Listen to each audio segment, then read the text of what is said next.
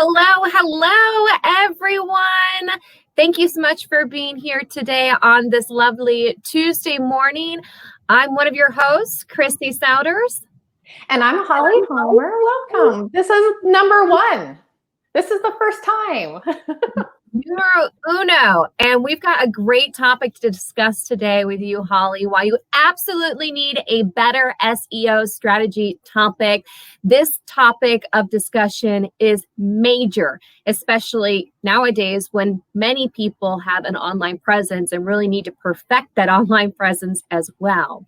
And so we're going to really sink our teeth into this in just a moment, but I want to encourage all of you. I know this may look very new and flashy and all of that, but the great thing about this is you can actually share this post. It's a live stream, and you can share your comments and questions with us in real time, and we'll actually bring it right up on the screen for you to see. That way, Holly can make sure she answers all of your questions and your comments. So really looking forward to this. So let's get started, Holly.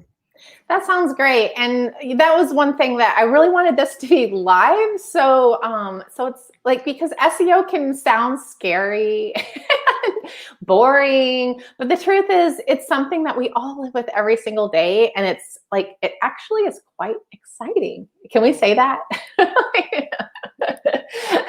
So let's talk a little bit about SEO and what SEO actually means. Like, search engine optimization is what SEO stands for, but it's basically, and I feel like the world has overcomplicated it just to make us all scared of it. But the bottom line is, when we want some information, we go to Google and we Google that information, and that whatever that, the information that Google returns is basically SEO. And so if you're a blogger, or if you do, YouTube videos, or if you pin things on Pinterest, or you put things on Facebook that you want people to find, knowing how people search can connect those two things. And so you don't have to work so hard for just getting people to see your stuff without pushing it out through social media. And yeah, you're absolutely right about that. SEO, it seems like this monster, right? And how do you really dive into it? Where do you begin? So the first thing that I in fact, my favorite SEO tool is actually Google.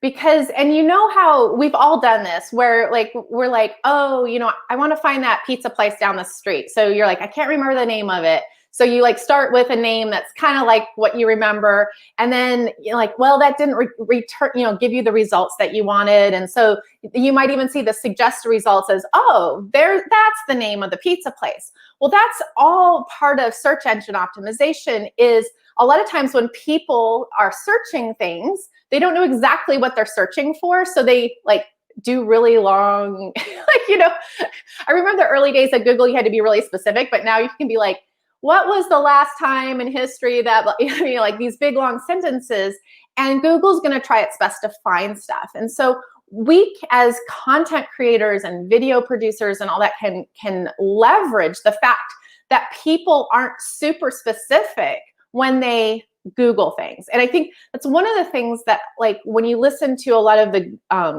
SEO gurus, they are so emphasized on these, what they call a keyword or a keyword phrase.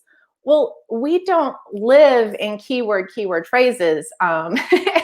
It'd be great if we knew the name that everybody else is calling it, but that's just not the case. And we've seen that recently with the pandemic, for instance, is that a whole bunch of new phrases got added to our collective language. But at first we had no idea what the collective choices would be. So when the schools first closed down and we were writing content for kids' activities blog, we're like, what are people calling this? The shutdown, the close down, the distance learning, homeschool, and over time, because a whole bunch of people went to learn something on Google, we started seeing trends.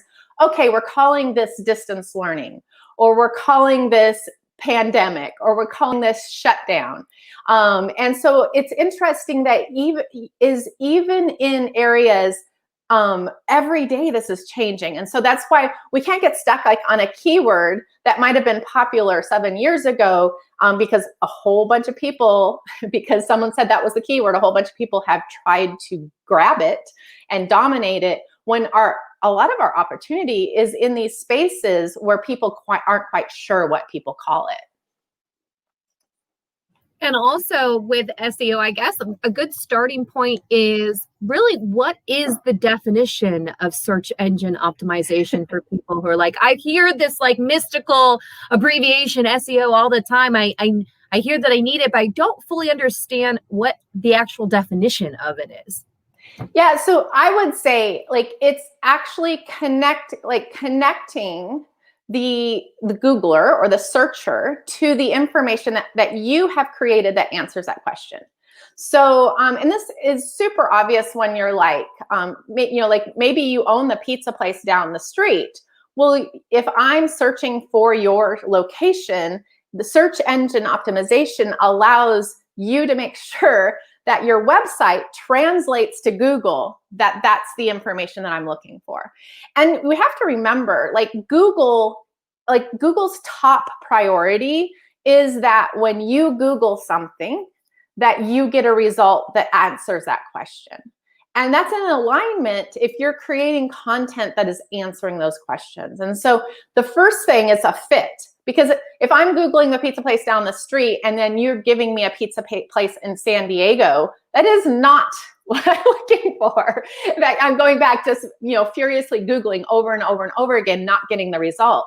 But if Google can return the that pizza place down the street, that it's all of a sudden it's like a match and I'm happy. Well, the problem is, what if that pizza place down the street has a terrible website, doesn't have any content, didn't give Google any signs and signals that they're actually that place? That's when the trouble begins. And I think that's where the opportunity is, because there's thousands and hundreds of thousands and millions of questions out there that have not been answered.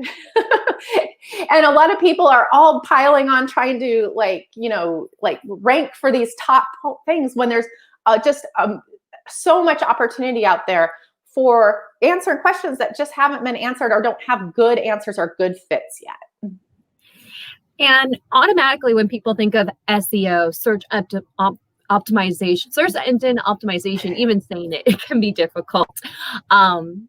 With this, not only does it affect websites, but also affects blogs, YouTube, and all of that.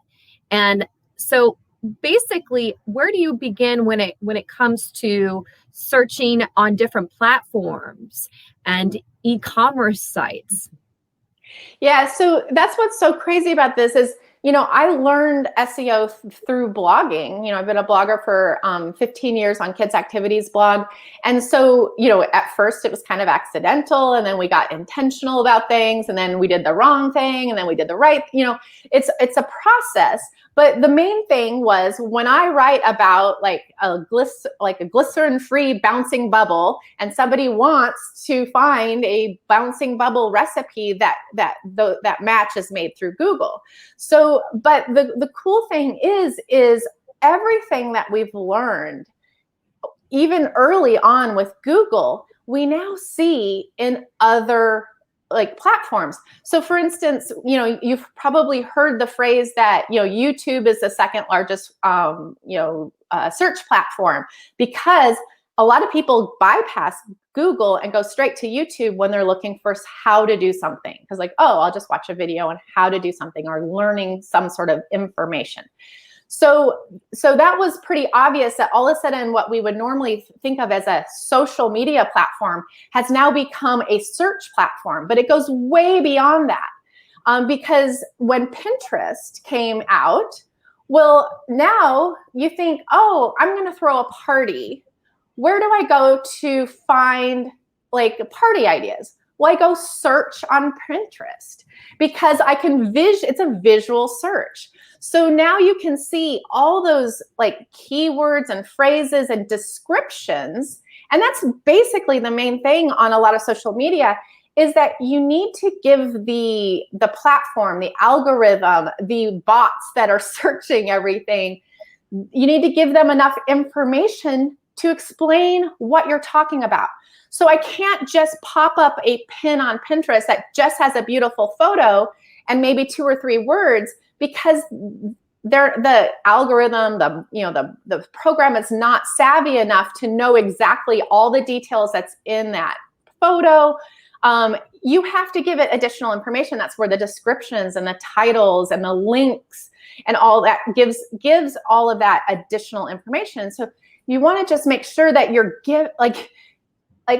you're not a tree that falls in the forest and nobody was there to hear. You have to connect the dots for these algorithms.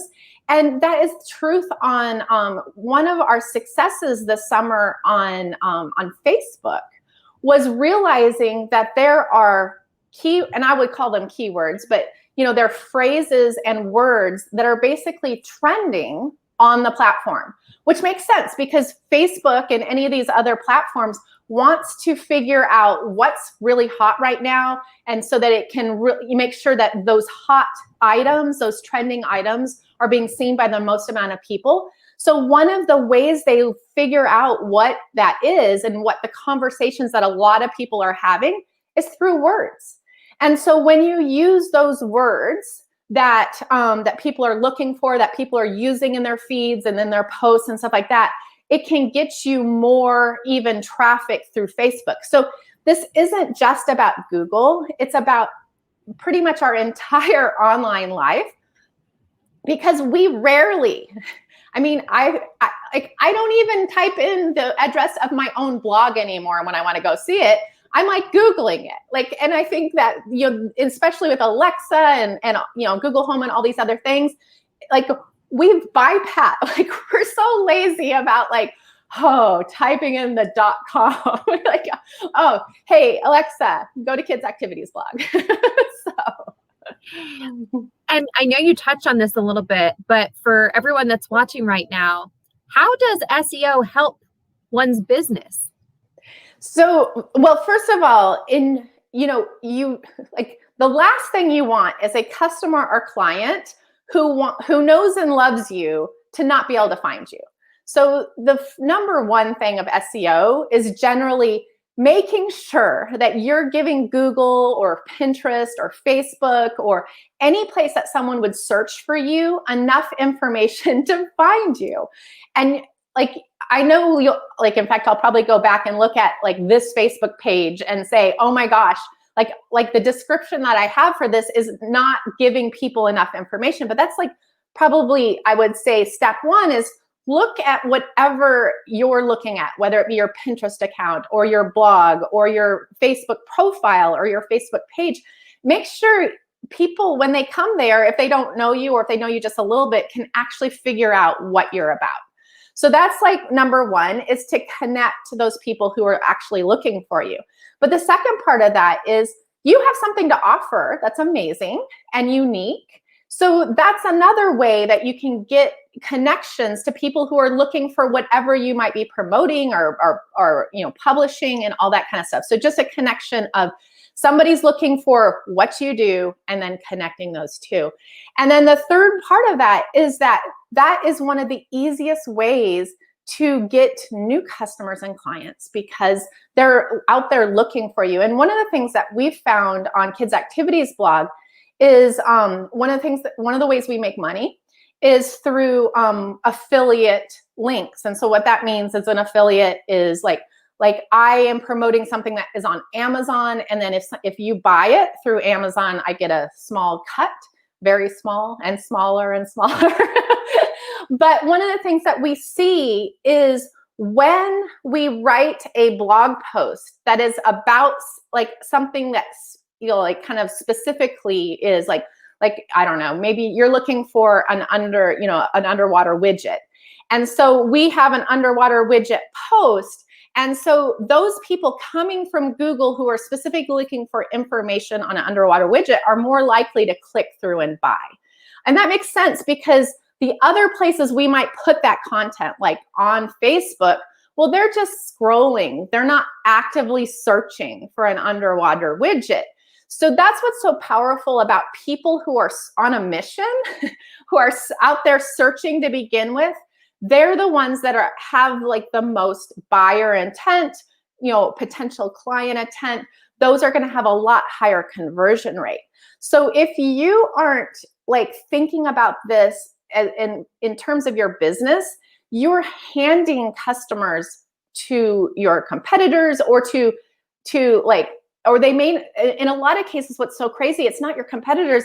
Nobody's grabbing these customers. They're just floating in the internet, just Googling other things. Now, I know we don't have a lot of time to get into this, which is why you actually have an easy blog SEO challenge that I want to go ahead and put in the comments here for people to see. So let's talk about that. Yeah, so one of the things that I realized, and I've been a blogger for a million years, and so like, I remember the early days of just crazy things that would happen, that we learned how Google worked. So for instance, in the early days, before I ran Kids Activities blog, my blog was called June Cleaver Nirvana. And I would just write stories about me and my 3 boys. And so it was just chatty stuff. Like, I wasn't trying to, I didn't know enough about Google or anything to be like trying to figure that out. But one of the things, I started seeing patterns. So when I like wrote about potty training the boys, all of a sudden I got a whole bunch of Google searches, and also Google AdWords, like that the advertisements that are in the sidebar are also keyworded, of potties or toilets. So like in the early days of Google couldn't figure out that potty training and a toilet for sale were not the same thing. But what that did is helped me start like connecting the dots of how Google thinks originally, and then how much more savvy it is today. So like, I've had this experience through all these years that, it has been almost an organic education. And then I realized that, like, if you started blogging last month, or if you started blogging 2 years ago, you didn't have the benefit of a lot of that.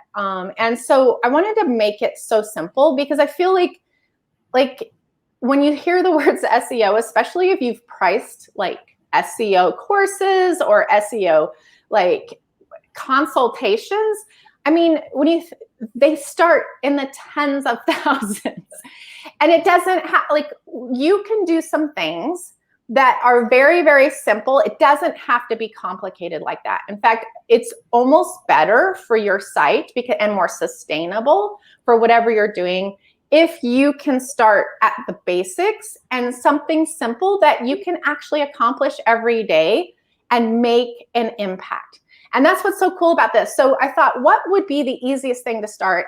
And a lot of bloggers have been around. Like, I have over 10,000 blog posts on Kids Activities blog. Most of them are crappy. And most of them get no traffic from Google. And so like, it's an overwhelming thought to update old blog posts. And so I thought, I need something super easy that doesn't take very long, that I could show someone else how to do, because I don't have time to do 10,000 blog posts. And so that's where this SEO challenge, it's 5 days. It will get you to the point of updating a blog post in less than 20 minutes, and then knowing exactly how it turns out. So knowing which one to choose, and then going back a week later and looking at the results, and then going back a week later and results. And the cool thing is when we have looked at that with the people who've been through the challenges before, it's been so fun, because they've had amazing results where, I mean, like crazy amazing results where they've just made a few changes to a blog post that they wrote maybe years ago, and all of a sudden they're seeing just thousands and thousands of visitors today off of something that like took them a few minutes to do. So that's what's really, really exciting about it. So Holly, let's say I don't have a blog. How could this challenge help me? So the cool thing is I'm a blogger, and I've learned a lot of this stuff through blogging. So that's why I specifically have labeled it bloggers. But What I'm going to take you through is the basics of keyword research, figuring out what is and this is the other thing, is what is a reasonable keyword or keyword phrase that you could rank for. If you are a brand new recipe blogger or a food blogger, you are not going to get on the front page of Google for baked chicken. I mean, that's just not going to happen.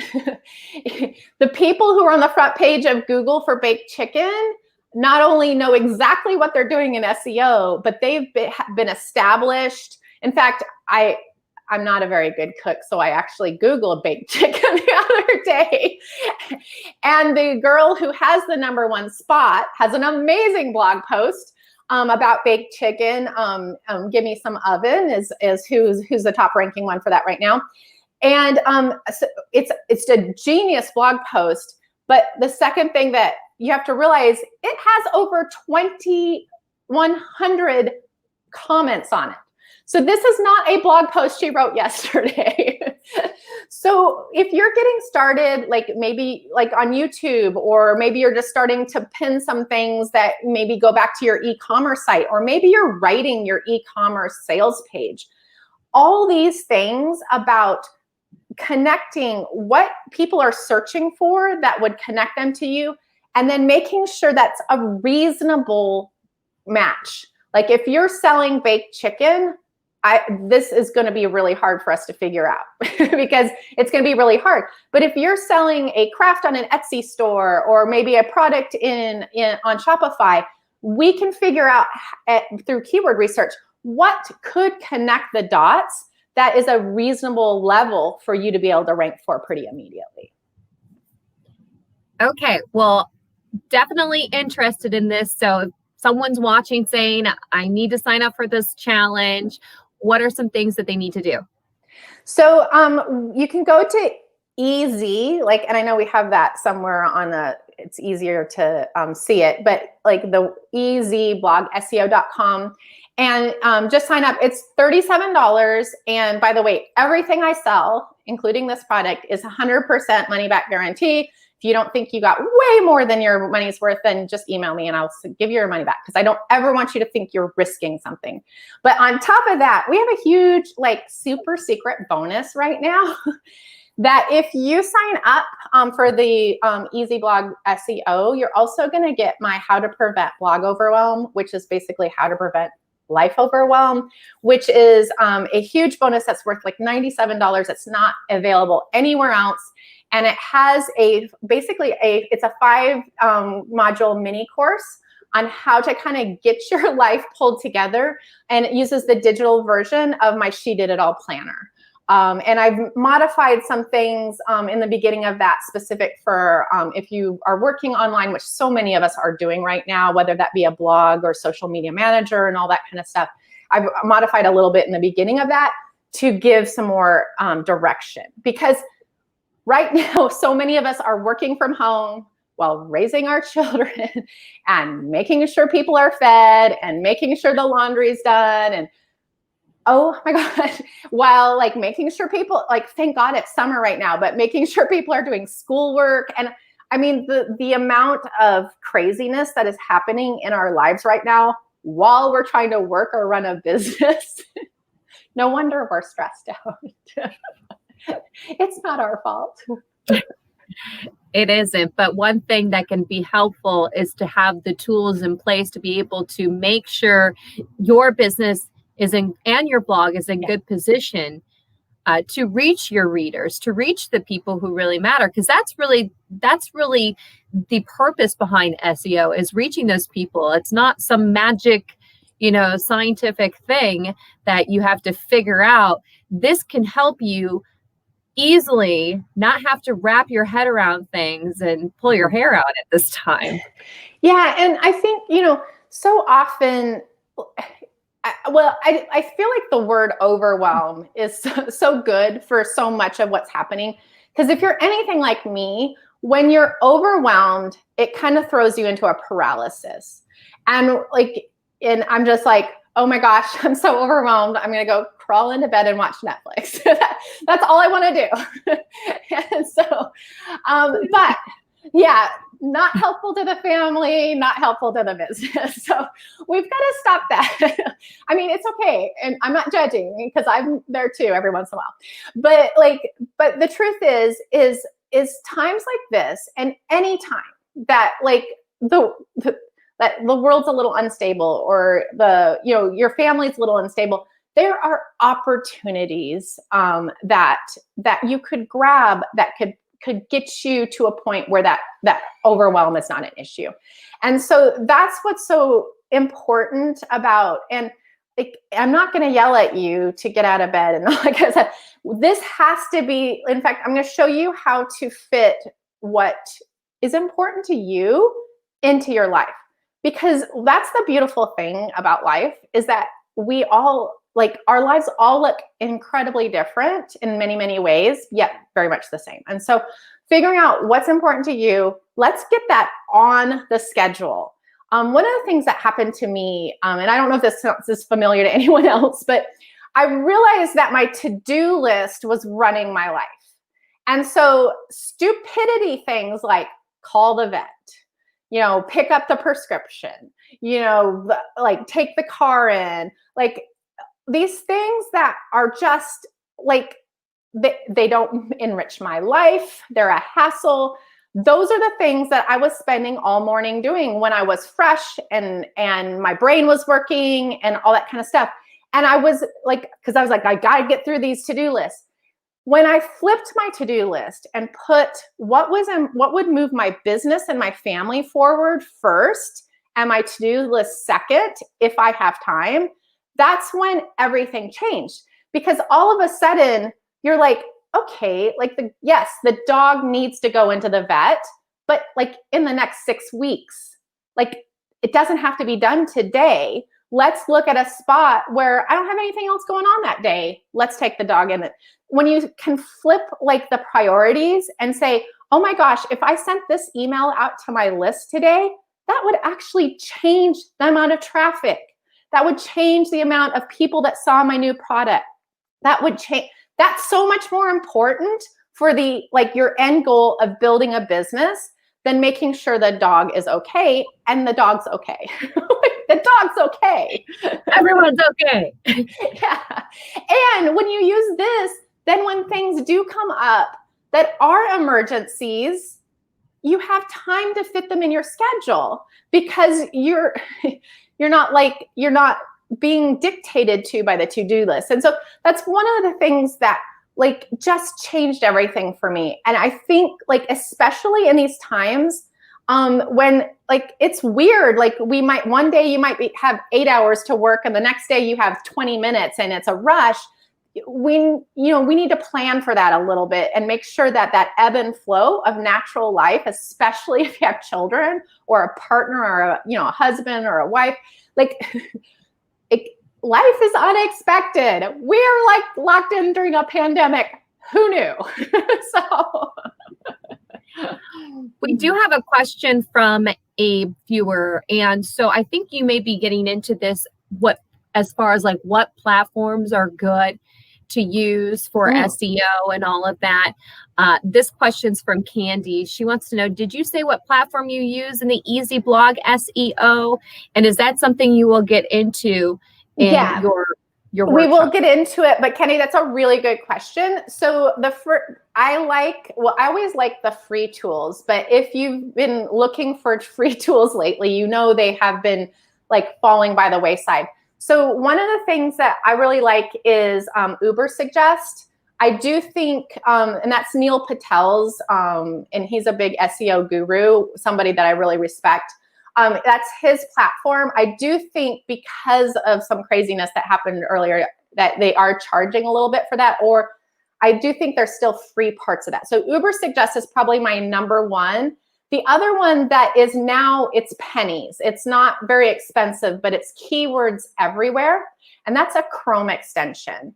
And what I love about that is when you just search in Google, all the related keyword phrases and volumes, So one of the things that you use keyword research for is to see how many people a month on average search that word.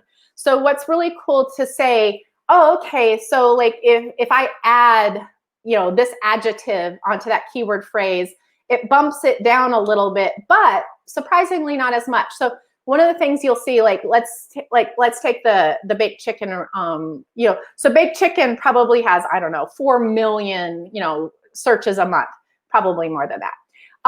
And then, but like easy baked chicken might have 1 million, and baked chicken in a crock pot, well, it doesn't really make sense, but I'm sure someone searched it, so probably has 100,000. And Instapot baked chicken, so anyway, you can see when you add words to it and make in what they call kind of a long tail keyword, or adding words to the phrase to make it longer, those longer phrases are generally easier, and a lot of times it's a benefit to us because it's more specific.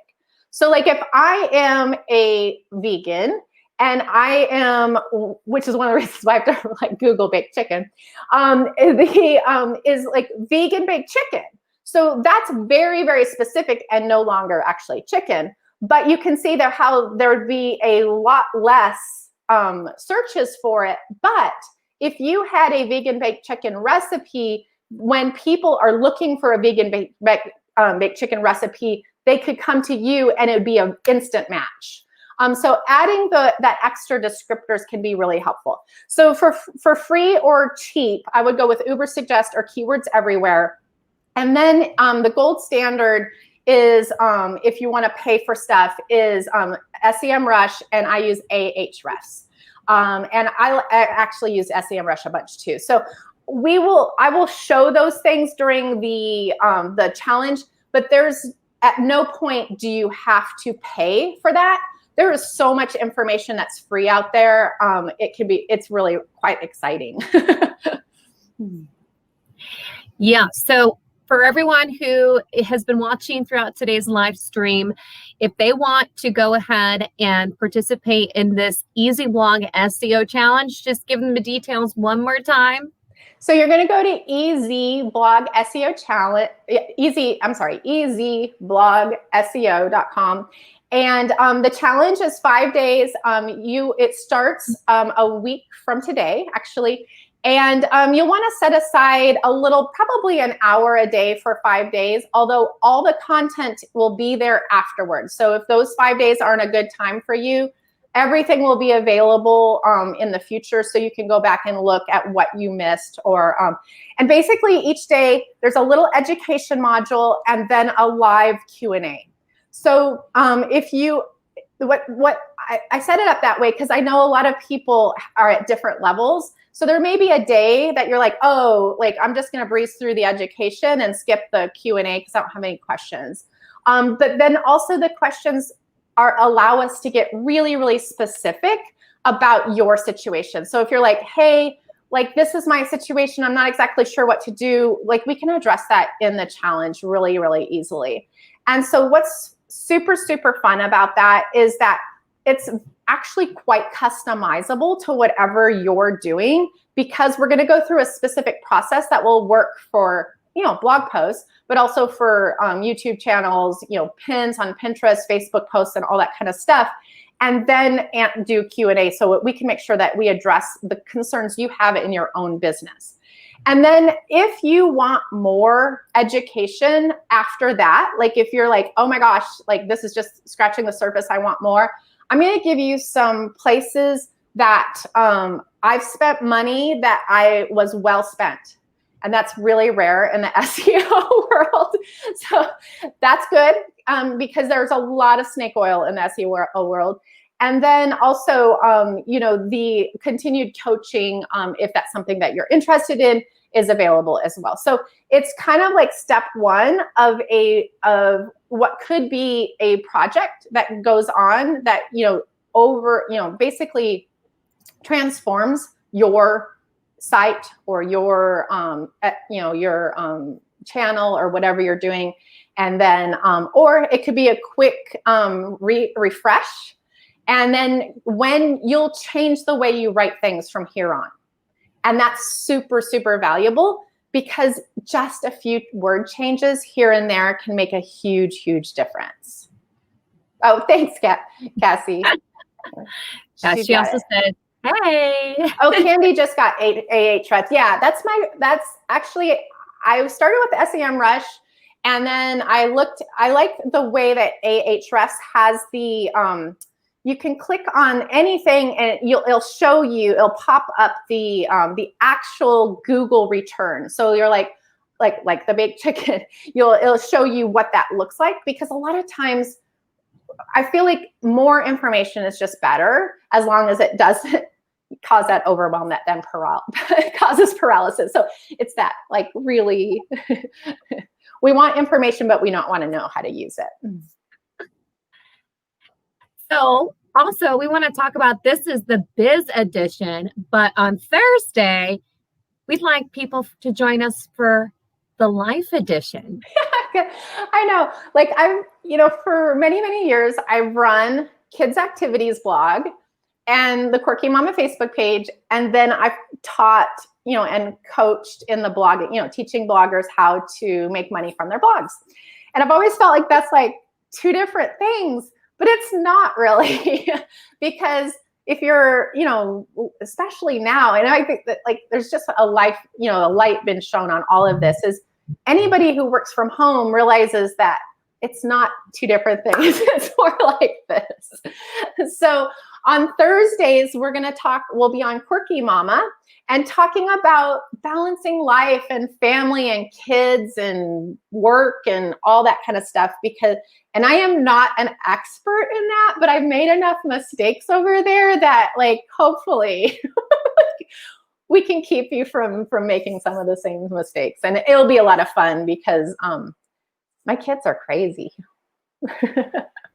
Isn't that funny, though? The more mistakes you make, the more you learn from that and become the expert in it. So it's really funny to kind of flip and reverse it, because then it makes you feel more comfortable and you're able to really talk intelligibly about certain topics. So yeah, and I mean, make mistakes, right? Make mistakes. I can tell you what not to do in a lot of situations.